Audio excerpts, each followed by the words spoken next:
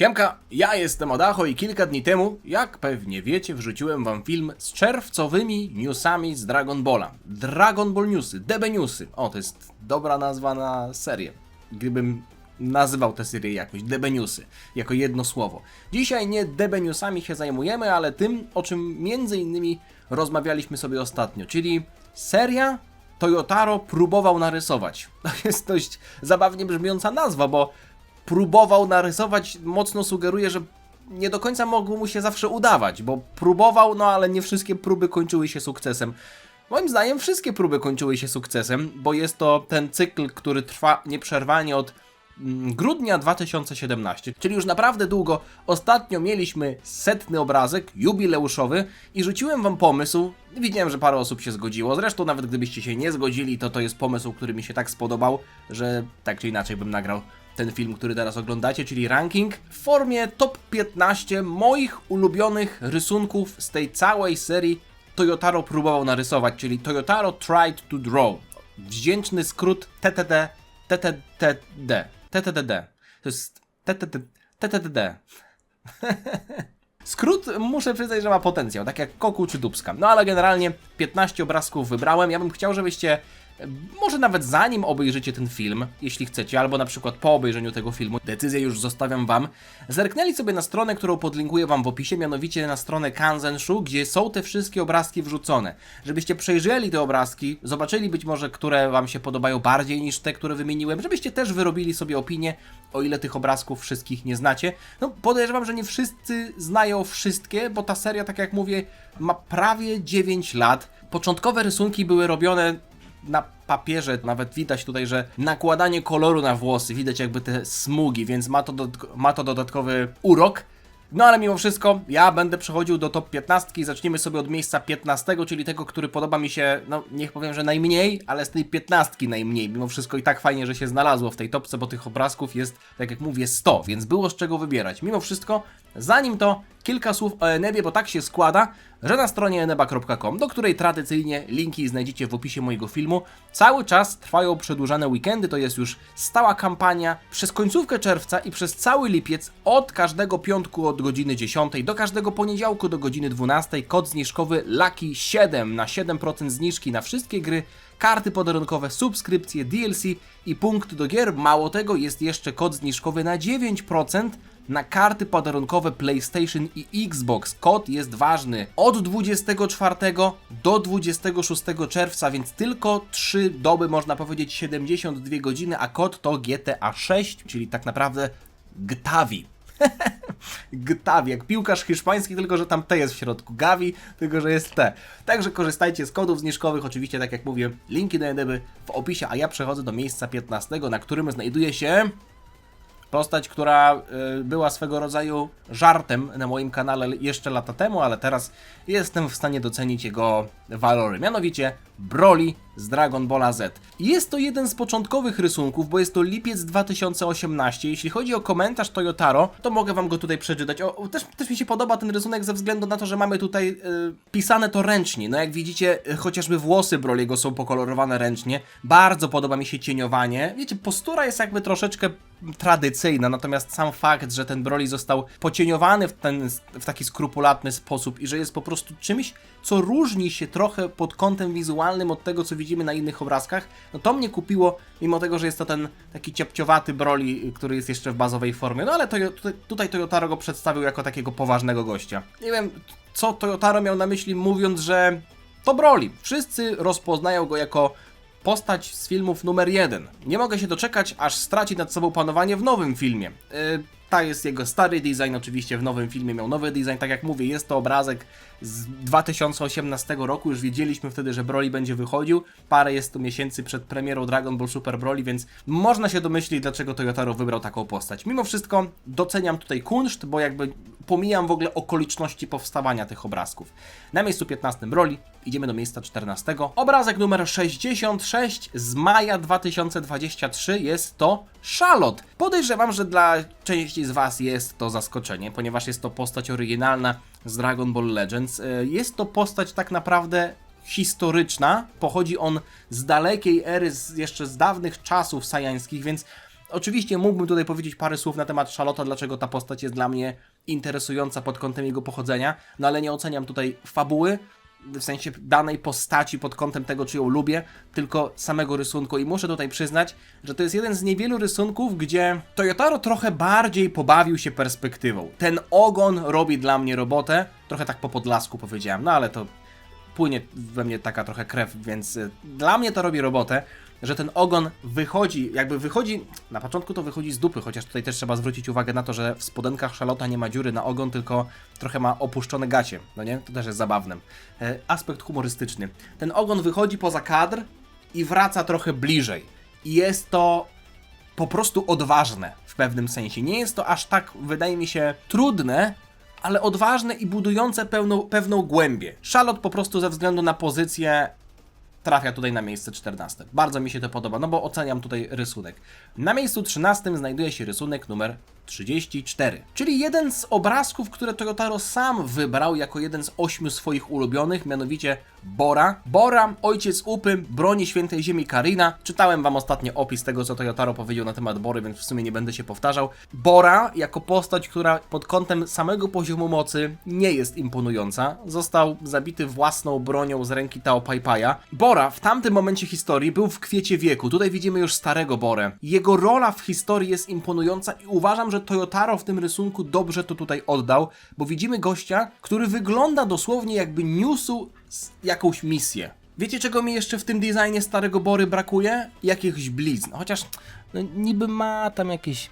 Czy on to są ma blizny? No nie za bardzo, nie ma żadnych blizn. Nie, ma na klatce piersiowej blizny, okej. Ale to jest jedna taka mała blizna, która jest w zasadzie... Fajnie, że tutaj jest ta blizna, no bo ona symbolizuje właśnie te śmierci z ręki Tao Pai Paia, ale biorąc pod uwagę, że bronił tej świętej ziemi nie tylko w jednym momencie historii przed Tao Pai Paiem wtedy, tylko to była jego praca przez wiele lat, to byłoby fajnie, gdyby było widać, że jego ciało też jest w jakiś sposób obliźnione, ale nadal uważam, że jest to jeden ze świetniejszych rysunków. Miejsce 13. Świetniejszych? Mogę tak powiedzieć? Okej, dobra. Dzika karta, dzika karta. Miejsce 12. Rysunek numer 86, czyli Kapitan Chicken. Rysunek ze stycznia 2025. Tak się składa. Zresztą przeczytam wam to, co Toyotaro tutaj napisał na temat Kapitana Chickena. Jeden z uczestników 28 Tenkaichi Budokai. Mówi, że jest obrońcą sprawiedliwości w anime, więc może w sumie pracuje jako bohater, tak samo jak Sayameni X. Patrzcie na ten udziec. Jasny gwint, co to jest za udo? Przecież on ma nogę jak dzik. Jak dzik. Kapitan Chicken, który tutaj flexuje. Dobór postaci mi się podoba.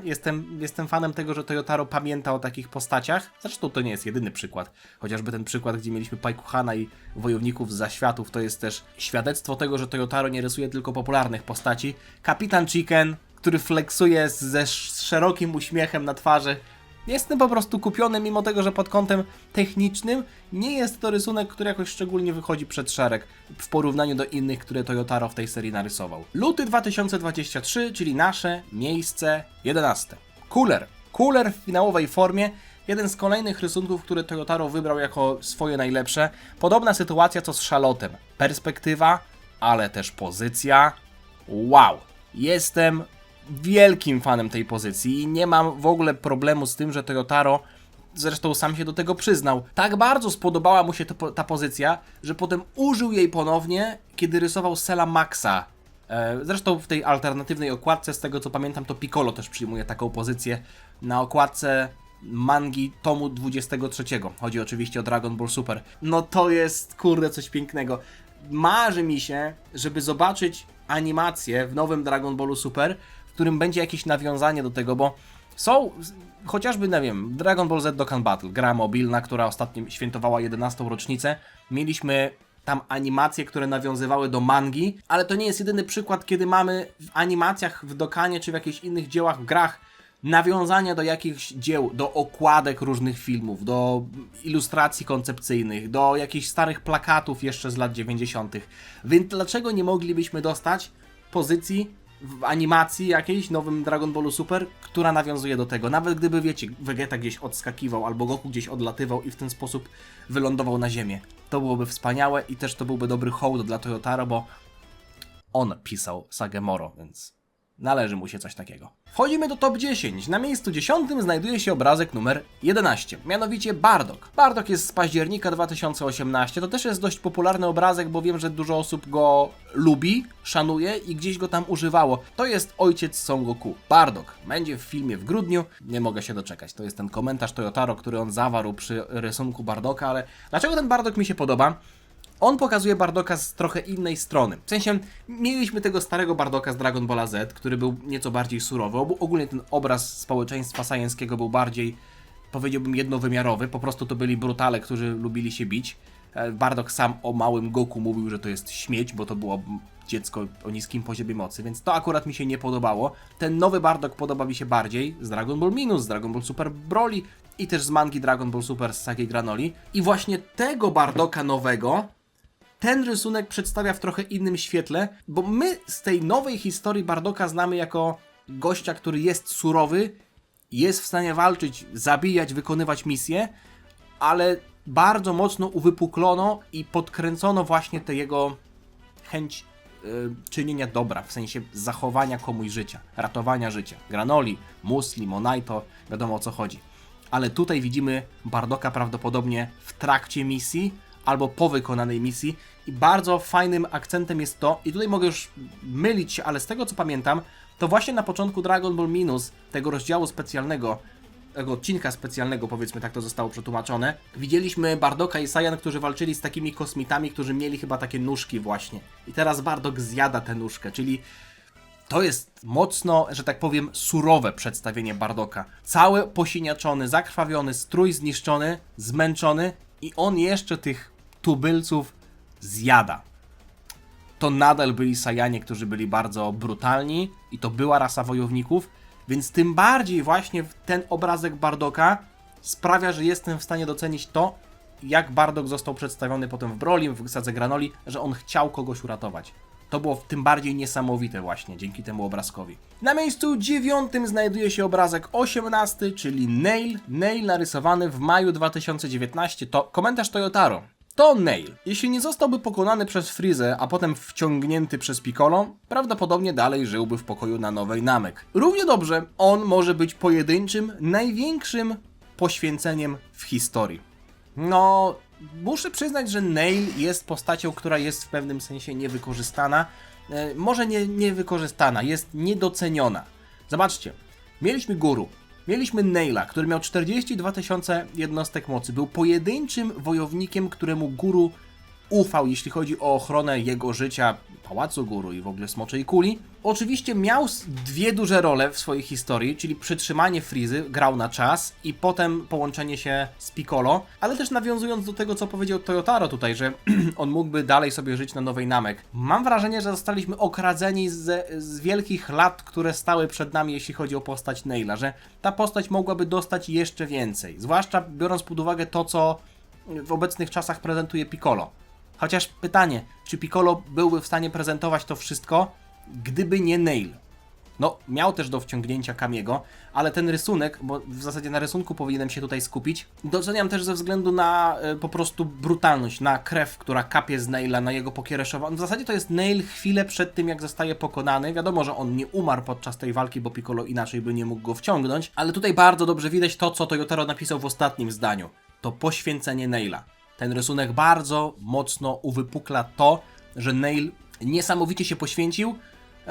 No i mówię, jedna z takich ciekawszych postaci drugoplanowych, mogę go nazwać drugoplanowym, bardziej trzecioplanowych, epizodycznych, to jest lepsze słowo. Na miejscu 8 znajduje się obrazek numer 45, opublikowany w sierpniu 2021. Jest to postać o imieniu Papoj i tak, nie będę wam mydlił oczu, ja też go nie pamiętam. W sensie, jakbym go zobaczył, to może bym go kojarzył wizualnie, ale na pewno nie pamiętałbym jego imienia. Ale ten obrazek mi się podoba, bo większość obrazków Toyotaro w tej serii to są postacie, które stoją i jest mało kontekstu, jest mało historii. Cześć malutka.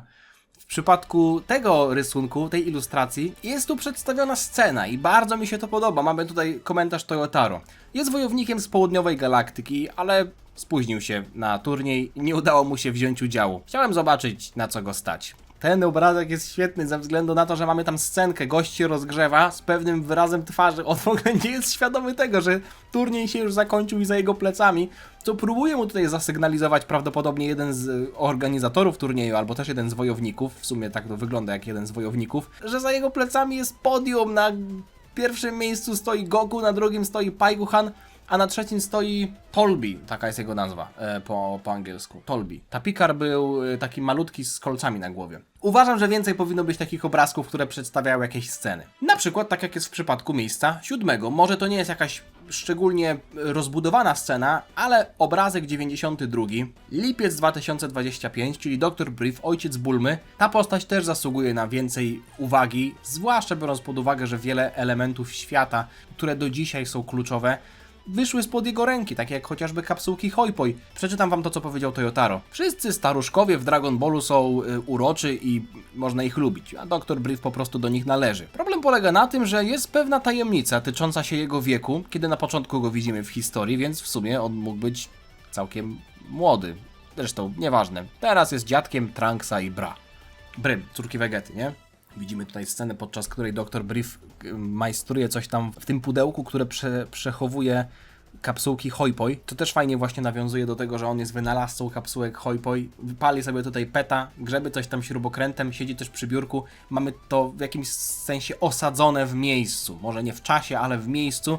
Nie jest on po prostu zawieszony gdzieś tam w pustej przestrzeni, więc też ten obrazek dzięki temu ma sporo życia. Bardzo mi się podoba. Za to miejsce 7. I miejsce 6 może być dla was zaskoczeniem, ale obrazek numer 88, czyli Great Saiyaman 2, czyli w zasadzie Videl w przebraniu. Marzec 2025. Komentarz Toyotaro. W serii animowanej Videl również pracowała jako Saiyaman. Mogą narzekać na to, ale finalnie wszyscy kochają superbohaterów. Ta Videl jest pięknie narysowana. Naprawdę. Ja patrzyłem na ten obrazek i myślę sobie, kurde, no jest tutaj niby jakaś drobna scena, że Videl po prostu patrzy z zaciętym, takim pełnym energii i determinacji wzrokiem przed siebie, a Gohan tam w tle mówi, w sumie Videl nie jest tak źle, no co, podobało ci się, co? Mąż i żona teraz będą pracować jako drużyna. Wygląda to tak, jakby to był ten pierwszy moment, kiedy Gohan widzi Videl w tym stroju, kiedy Videl postanowiła pomagać Gohanowi jako Great Saiyaman 2. Ale kurde, no nie wiem, Videl jest tak przepięknie narysowana, nie mogę od niej oderwać oczu. Głupio mi się to mówi, bo jest to rysunek, ale przepięknie jest narysowana. Lepiej niż Gohan. Gohan nie jest aż tak bardzo pocieniowany. Nie jestem fanem nawet Great Saiyamanów, ale ten rysunek jest... Ja tu oceniam rysunek, więc... Miejsce 6, wow. Na miejscu 5 znajduje się rysunek 56, a mianowicie lipiec 2022, Młody Żółwik i Młody Żuraw. Młody Żółw i Młody Żuraw. Tak się składa, że jest to scenariusz trochę what if, co by było gdyby. Chociaż oczywiście nawiązują te wyglądy do tego, zresztą też o czym mówi Toyotaro, do odcinka 129 anime Dragon Ball, kiedy mieliśmy backstory z mistrzem Mutaito i walką z Piccolo Daimao sprzed laty. Młody Żółw i Młody Żuraw, ja pierniczę, nawet ostatnio z Maćkiem podczas podcastu Maciacho rozmawialiśmy o tym, padłem na taki pomysł, czy nie byłoby świetnie zobaczyć serii, może nawet kilkunastoodcinkowych, chociaż równie dobrze to mogłoby być kilkuodcinkowa, nawet film kinowy to mógłby być, o tej historii właśnie. Młody Żółw, Młody Żuraw, Mistrz Mutaito, walka z Piccolo Daimao, mimo tego, że my wiemy jak to się skończyło, ja bym to oglądał z zapartym tchem. Historia tych dwóch postaci, zwłaszcza młodego Roshiego, to jest nienapisana historia. I fakt, że Toyotaro wybrał te dwie postacie, wybrał ten moment w historii i narysował ich razem, jako jeszcze wtedy jedną drużynę, która współpracuje, świetnie. No po prostu też mi się wzrok nie może oderwać od tego obrazka i więcej moim zdaniem powinno być takich obrazków, które Toyotaro rysuje w tym duchu, czyli co by było gdyby, albo niepopularne wyglądy danych postaci z jakiegoś momentu w historii, o którym mało osób mówi. Tak jest też chociażby w przypadku tego ostatniego obrazka 100, ale my idziemy dalej. Miejsce 4, obrazek numer 23. Październik 2019, o tym też Toyotaro mówił jako o jednym ze swoich ulubionych obrazków i to się wpisuje w to, o czym powiedziałem przed chwilą, czyli co by było gdyby Belmont, odchodzący Sprite Troopersów z tego oddziału żołnierzy Dumy, tam gdzie Toppo, Jiren, Carceral i tak dalej pracują obecnie w 11 Wszechświecie. Fakt, że mamy tutaj Belmoda, postać zaprojektowaną przez Toyotaro, wrzucono do sytuacji, o której w ogóle nie słyszeliśmy, nawet ona nie była sugerowana w żadnym miejscu, nie słyszeliśmy w mandze, nie słyszeliśmy w anime. Belmod pokazany jako gość, który był w Żołnierzach Dumy, czyli zanim tak naprawdę wstąpił do... wstąpił, stał się Bogiem Zniszczenia, co jest, jeśli patrzymy na czas, na linię czasu, dość mocną sugestią, bo to po prostu pokazuje, że ci Pride Troopersi istnieją od milionów lat? Od milionów lat tak naprawdę? No nie wiem, może od setek tysięcy lat, ale jeśli Belmod był u nich zanim stał się Bogiem Zniszczenia, a jest Bogiem Zniszczenia przynajmniej tam tysiące lat, no to podziwiam w takim razie organizację, skoro ta drużyna się nie rozwaliła, jakby ta organizacja się nie rozwaliła przez te wszystkie lata i nie zmieniła nawet swoich strojów, bo Belmod też jest w tym stroju, w którym widzieliśmy Jirena chociażby na turnieju mocy. Mimo wszystko sam fakt, że mamy tutaj jakiś what if, to mi trochę pachnie takimi historyjkami obrazkowymi, tymi okładkami mangi One Piece, kiedy Oda rysuje na okładce mangi jakąś historię, mimo tego, że ona nie nawiązuje do obecnych wydarzeń w mandze, to ona jest jakby kanoniczna, że to pokazuje nam, co się działo albo co się dzieje ze znanymi nam postaciami. Uwielbiam pomysł, który tutaj Toyotaro wykorzystał. No, na miejscu trzecim mamy bardzo podobną sytuację, czyli obrazek numer 10, wrzesień 2018, chyba bardziej nawet ekscytująca sytuacja, czyli Ginyu, chwilę po przejęciu ciała, które wszyscy znamy, tego fioletowego ciała, które miał podczas sagi Namek. Komentarz Toyotaro. To kapitan Ginyu. Wszystko wskazuje na to, że skończył, że trafił do swojej obecnej formy po zmianie ciał, wielokrotnej zmianie ciał. Więc byłoby fajnie zastanowić się, jak oryginalnie wyglądał. Jak oryginalnie wyglądał kapitan Ginyu. Na bazie tego obrazka też powstawały różne teorie i to jest coś, co sprawia, że świat Dragon Balla dodatkowo żyje. Manga, anime, gry, oczywiście, fanowskie mangi jak najbardziej, ale też fakt, że mamy taką serię, chociażby ten obrazek, nie przedstawia tylko danej postaci, ale nam coś sugeruje. Dodaje coś do historii, dodaje coś do lora. Można to traktować jako w cudzysłowie kanon, można tego nie traktować jako kanon. Moim zdaniem, dlaczego nie? Dlaczego mielibyśmy tego nie traktować jako coś, co mogło się faktycznie wydarzyć? Że kapitan Ginyu, mając możliwość zmiany ciał, zmieniał ciała na przykład na coraz silniejsze albo na takie, które mu najbardziej się podobały i po prostu go poznaliśmy w takim momencie, że miał fioletowe ciało. Chociaż no w filmie Dragon Ball Super Broly, retrospekcja jeszcze z czasów młodości Broly'ego, tam też widzieliśmy oddział Ginyu i tam też już Ginyu był fioletowy. Ale dlaczego miałby po prostu nie być w tym ciele przez lata? Jestem wielkim fanem tego, co tutaj widzimy. Oczywiście rysunek technicznie jest zrobiony poprawnie, ale przesłanie tego rysunku bardzo mi się podoba. Na miejscu drugim znajduje się najnowszy rysunek, czyli odcinek, można powiedzieć, tego cyklu numer 100. Stary Goku, nawiązujący do ilustracji Toyotaro sprzed praktycznie, nie wiem, prawie 40 lat, sprzed 37 lat, kiedy Toriyama narysował starego Goku, jak Goku mógłby wyglądać jako dziadek i na bazie tego obrazka Toyotaro ostatnio w ramach tego jubileuszu narysował starego Goku. Ten obrazek niesie ze sobą takie emocje, ciężkie emocje, bo wiadomo, można się na przykład podniecać starym Borą, można się podniecać, nie wiem, młodym Roshim, ale mimo wszystko Goku, główna postać, centralna postać Dragon Balla, przedstawiona jako staruszek, nic nie trzeba dodawać do tego obrazka. Nie trzeba dodawać miejsca, nie trzeba dodawać dodatkowych postaci, nie trzeba mu dawać jakiejś specjalnie dynamicznej pozycji. On po prostu ma tę aurę. Sam ten widok budzi pytania, czy kiedyś to zobaczymy w mandze, czy kiedyś Goku się faktycznie w ten sposób zestarzeje. Ten sam Goku, którego historię poznaliśmy od tego, jak miał kilkanaście lat, mieszkał w górach Paozu, był małym chłopcem i obserwowaliśmy jego rozwój. I nawet jeśli mielibyśmy teraz spojrzeć na jego stan, kiedy jest tam, powiedzmy, w okolicach 50 lat, już ostatnio nagrywałem, ile Goku ma dokładnie lat, to nie jest aż takie proste. I jest, powiedzmy, w kwiecie tego swojego sajeńskiego wieku, ale tutaj widzimy go jako dziadka. Budzi to przemyślenia, budzi to naprawdę olbrzymią nostalgię. I okej, Toyotaro w pewnym sensie wykorzystał już istniejący pomysł i trochę poszedł na łatwiznę, bo to nie sam rysunek buduje emocje, tylko to, co jest na tym rysunku, ale to też trzeba umieć sprzedać, nie? To była piłka wystawiona na 5 metr, Toyotaro musiał ją tylko wbić do bramki, ale mu się to udało. Podoba mi się bardzo ten rysunek. Może jest jeszcze to kwestia takiej stronniczości wynikającej z tego, że jest to świeże, ale niemniej bardzo, bardzo mocne. No jakby no niesie to ze sobą emocje, ale to, co niesie ze sobą największe emocje moim zdaniem i moje miejsce pierwsze, czyli mój ulubiony obrazek, trochę wiąże się z moją miłością do zwierząt. Może też wynika z tego, że dalej jest w moim sercu pewna rana po utracie Dyzi, ale 62 obrazek, styczeń 2023, Gohan i Ikarus. Już dorośli. To też jest scenariusz, co by było gdyby. Toyotaro tutaj napisał, że ma nadzieję, że Ikarus dalej żyje szczęśliwy w górach Paozu. Pamiętacie, jaki Ikarus był malutki? Gohan jeździł sobie na jego plecach i wcale nie była aż taka duża różnica między nimi wielkości. Gohan był wtedy oczywiście malutki. Teraz Ikarus jest dużym dinozaurem, więc można powiedzieć, że oni się razem wychowywali z Gohanem, że Ikarus wtedy nie był dojrzałym zwierzakiem, tylko po prostu był szczeniakiem. I Gohan, który jest już dorosły i z zamkniętymi oczami głaszcze go po głowie i Ikarus go dalej pamięta i też ma zamknięte oczy. Dla mnie jest to wzruszające, jest to perfekcyjnie wymyślone i naprawdę, jeśli chodzi o te wszystkie 100 obrazków, ten budzi we mnie najbardziej pozytywne i powiedziałbym nawet, że najmocniejsze emocje. Mimo tego, że on nie jest wcale młody, nie? No to on ma już ponad 3 lata i nadal uważam, że jest to najlepszy rysunek.